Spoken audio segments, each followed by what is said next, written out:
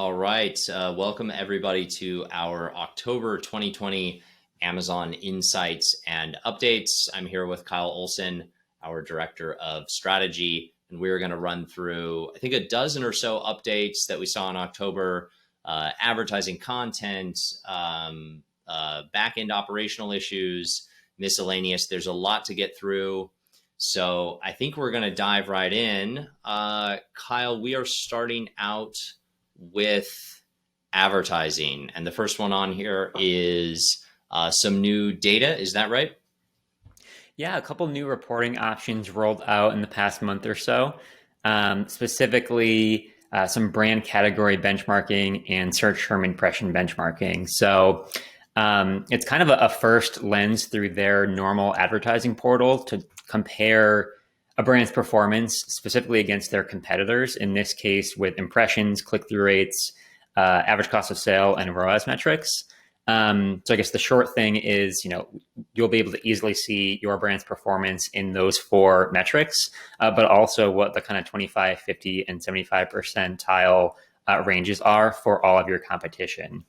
So it really makes it easy for you to benchmark if you're overperforming, if you're underperforming, really just get a better lay of the land against specifically who is in your peer set. And obviously you can make a bunch of different optimizations based off of that. Super interesting. Yeah, very cool. It reminds me of when the power company tells you that you use more power than all your neighbors, and so it makes you want to use less power. But in this case, it makes you want to spend more money. Exactly. So, but interesting data points for sure. Okay, great. Next one on here, Amazon attribution looks like international expansion. What's happening there? Yeah, so same exact program that's been in a handful of marketplaces already, but just expanding the attribution beta to a handful of other marketplaces, mainly in Europe. So I think they're just really broadening their efforts there to try to get that kind of full attribution story through advertising. I'm sure that it'll continue to expand in other marketplaces that are straggling, but at this point, it's in the majority of marketplaces that they operate in. Okay, great. And it looks like it's through the Amazon advertising API. It was already in the US and Canada, and it was already in the US and the UK. Is that right? But it's being added to Canada, France, Germany, Italy, and Spain? Exactly. Yep. So really covering at this point all of the largest marketplaces. And again, we'll likely scale out as they continue to kind of expand that beta and some of the smaller ones that are out there. Awesome. All right. Very good. So moving on to content, catalog, other front end updates. First one on here, glance view and conversion rate data added to Vendor Central. Yeah, this one's pretty cool. And it's a pretty significant shift on the 1P side, at least compared to what Amazon shared in the past, where almost unannounced or without any forewarning, they kind of just rolled out specific glance view and conversion metrics within ARA Premium. So they've always had a kind of percentage-based variance, so how your glance views changed, versus the prior month or prior year, but never what your actual glance view numbers were. Same thing with conversion rate. And really as of, I think, the first week of October, they released that. So you could see literally what your actual conversion rates and traffic metrics are at an ASIN level. And then obviously over time and kind of comparing across your catalog and just time periods through seasonality and things like that. So that's really impactful for making optimizations from an advertising perspective, from a content perspective, really makes it that much easier to kind of shift around what you're focusing on from a promotional perspective, where you're spending money and driving traffic, because obviously higher traffic on higher converting items equals more sales, makes it that much easier to really fine tune some of those things and really just drive growth on items that are kind of the best converting on the platform. The one odd thing is that they haven't backfilled that at all. And it's kind of broken to a degree, kind of the information we used to get, just because, again, it kind of starts from October moving forward. So not sure yet if they'll fully backfill that kind of in the normal 2-year window that's in ARA Premium, but definitely happening on a move forward basis, at least at this point. So is that because we're in this sort of weird apples to oranges comparison now, where it's hard to do to like comparisons year over year? Exactly. And again, that might change as they just kind of tweak it a little bit. I wouldn't be too surprised there, but that's correct. So if you have archived kind of the old way that they showed this, it's a little bit apples to oranges. It's still directional, but again, there were assumptions that you would have had to make previously because you didn't have the actual numbers, where now we do. So Yeah. again, it'll kind of normalize, obviously, as we move forward. Yep. Okay, cool. And it looks like it's available to, we assume, at least from our perspective, anyone that's brand registered. So it's pretty much universally available as long as you have brand registry done. Is that right? Yep, exactly. Awesome. Very good. And then we have some kind of more general updates on brand stores. Yeah, so we pretty recently just noticed brand stores getting more what seems like A/B testing merchandising on site. So we've seen over the past few months, they're really getting more prominent with like how to find a brand store, calling it out on detail pages, that sort of thing. And we're just seeing that continue to expand. I think just this week, we saw a pretty large kind of banner, full site width placement within search, showing a brand's brand store essentially, and driving traffic to it, calling out some logos and pages within that and so forth. So I don't believe that's rolled out specifically at a category level or something to that effect yet, but continued obviously kind of testing and learning on Amazon side to find out, one, how do customers engage best with this type of content in brand stores, depending on how it's displayed to them, but also just really pushing kind of the brand store as a concept, branding in general on the platform. And I think we'll likely see a lot more of that moving forward, depending on what the kind of results are from Amazon's perspective.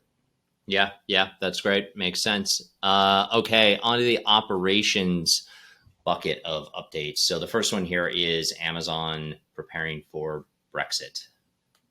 Yeah, so I don't think this is super surprising to anyone, depending on how that timeline, I guess, changes, if it does anymore. But Amazon is definitely well underway with assuming that will go through kind of at the end of this year officially. There's obviously some ramifications there from European vendors and how inventory is managed. If it's going cross-border, if you're doing their pan-European program where you're shipping from, say, Germany into the UK, or even vice versa, a lot of implications there depending on how just the customs and kind of taxing works between that. So likely going to be a bit of a headache to figure out exactly how to handle those cases. I don't believe it's clear how Amazon is going to roll it out at this point, but likely will push some of that burden back onto the supplier, just because otherwise, they would eat potentially significant kind of customs costs and so forth. So definitely more to come there, but something that, all brands that are working on the UK side in general, EU side in general, should really make sure they're planning for if they haven't already. One option being kind of dividing up where they're storing products, specifically in the UK and specifically in the EU, instead of using either one of those to fill the other one, because it was typically much more seamless since they were all together. Hey there, I'm Dave Zimmerman with Orca Pacific. I hope you're enjoying the show. I wanted to let you know this episode is brought to you by Orca Pacific, a Mighty Hive company. We're a full-service agency exclusively focused on Amazon, with capabilities for everything a brand needs to succeed on the platform. From advertising strategy, content development and SEO, to merchandising and marketing. If it relates to driving and converting demand on the platform, our dedicated teams are leaders in this space. Our robust suite of services includes expertise on the back end as well, from operational support, demand forecasting and planning, to the right fulfillment options, and higher level strategies like long-term planning, channel management, and access to beta programs. To learn more, visit our website at www.orcapac.com. That's ORCAPAC.com. And a business development manager will get you up to speed on how we can accelerate your Amazon business. Now, back to the show. Next operations update, off-cycle POs in Q4. Yep, so not too surprising. This should be a quick one, but Amazon did formally acknowledge that They do plan to cut off-cycle POs really through the rest of the year. Obviously, they've been pretty taxed from a capacity perspective. The demand has changed quite a bit with COVID, and obviously with Prime Day being off season compared to prior years. So I think to account for a lot of that ebb and flow and just changing demand, they're planning to lean much more heavily into just cutting orders as they see a need to. So brands should definitely prepare to be flexible to try to keep up with that, especially if they're in any potentially problematic inventory positions, given what they already have in the network, or what their individual plans are for Q4. Yep. Okay, that's great. Next one, Amazon ramping operational improvements. Yep. So this really just continues from really most of this year to date. Continued heavy investment in obviously seasonal staff for Q4. That always happens. But continuing down, just building up their operational capabilities. So we've talked about this the past month or two, but continuing to bring more kind of FCs, sortation centers online, trying to be more reliant on their own shipping network. And really just beefing that up to keep up with kind of the demand that we just talked about a second ago. Yeah, makes sense. All right, we have an update, an interesting kind of phenomenon related to buy box over Prime Day. Can you give us details on that? Yeah, so this was pretty unique in that we saw a pretty significant shift, specifically on the 2 days of Prime Day, where FBA or direct offers on the 1P side lost the buy box much more than kind of was normal or expected. And kind of on some further review, it seemed Amazon gave pretty much preferential treatment in a lot of cases to fulfill by merchant offers. So kicking it off to a third party who was going to do the shipping themselves seemed mostly focused on kind of mid to tail end selection, items that weren't having marquee deals, obviously, but really trying to offload a lot of the operations to keep their systems flowing on the items that were most in demand and most turning over. So there was literally, if you're tracking like a visual of buy box, it like went down a peg for those 2 days and right back up immediately after, with no major changes in pricing and inventory and kind of the normal variables that go into that. So interesting to see. I'm kind of expecting that, barring any significant changes on the prior 2 points we made, to happen potentially again in Q4 or in Turkey 5, depending on what that looks like. But something to definitely look out for. And if you haven't already, really making sure you have either a dropship or FBM backup, if relevant, for how you're selling on the platform. Yeah. So this is super interesting because it's basically Amazon deciding to deliberately push volume out of their fulfillment network into the more distributed network of FBM.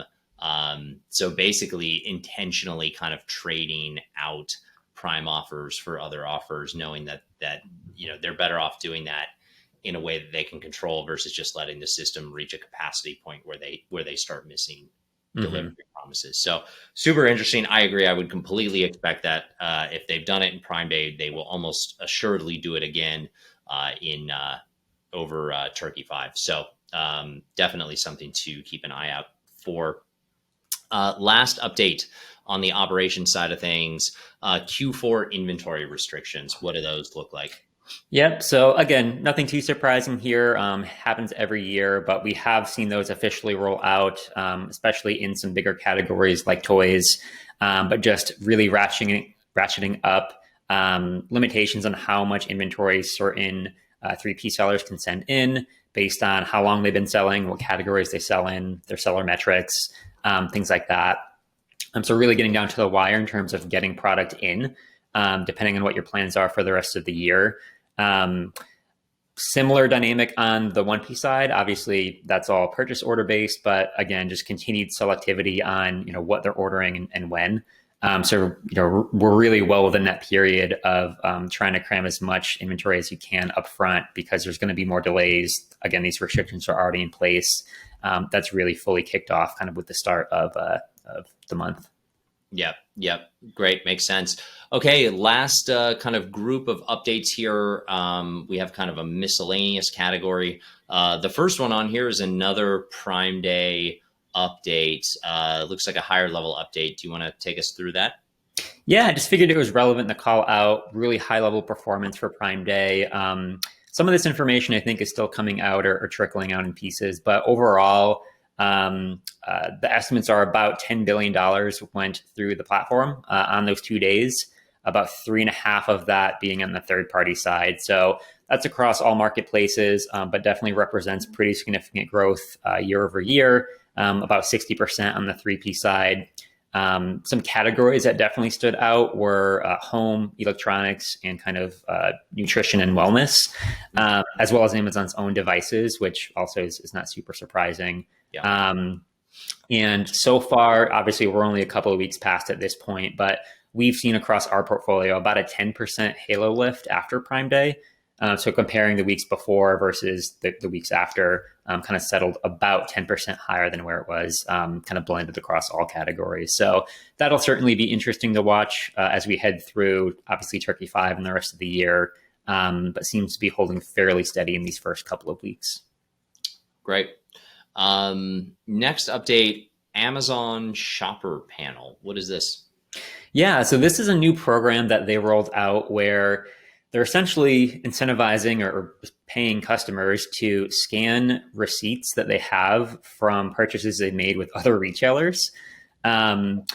I think their intention is really just to gather data, find out what people are buying, when, where, and just roll that into all of their algorithms, probably just a better price target, and just build selection and so forth.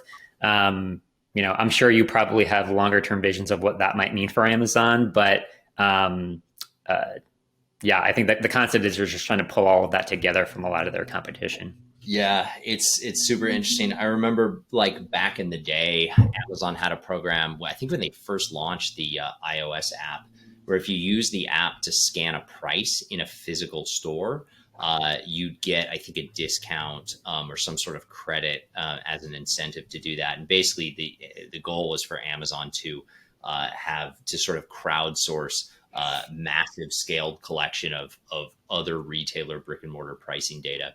It was super controversial at the time, because it was obviously very aggressive in terms of competing.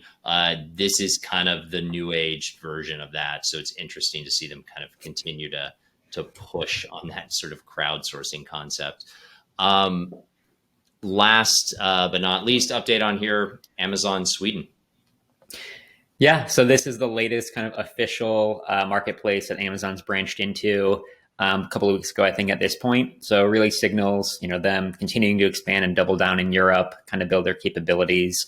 I believe it's the first kind of direct step into Scandinavia or the Nordics. So again, I think, their traditional marketplace has rolled out there. We'll likely see some growth and development on that side, depending on how many vendors kind of flock to sell there, vendors and sellers. But yeah, I think that's the 17th country that they directly operate in at this point. Awesome. Very good. Well, hopefully folks got value out of this. We'll be doing this every month going forward. Monthly updates, insights, everything we can get our hands on related to Amazon. Kyle, thanks for being on, and we'll talk again in a month. Yeah. Thanks, John. My pleasure.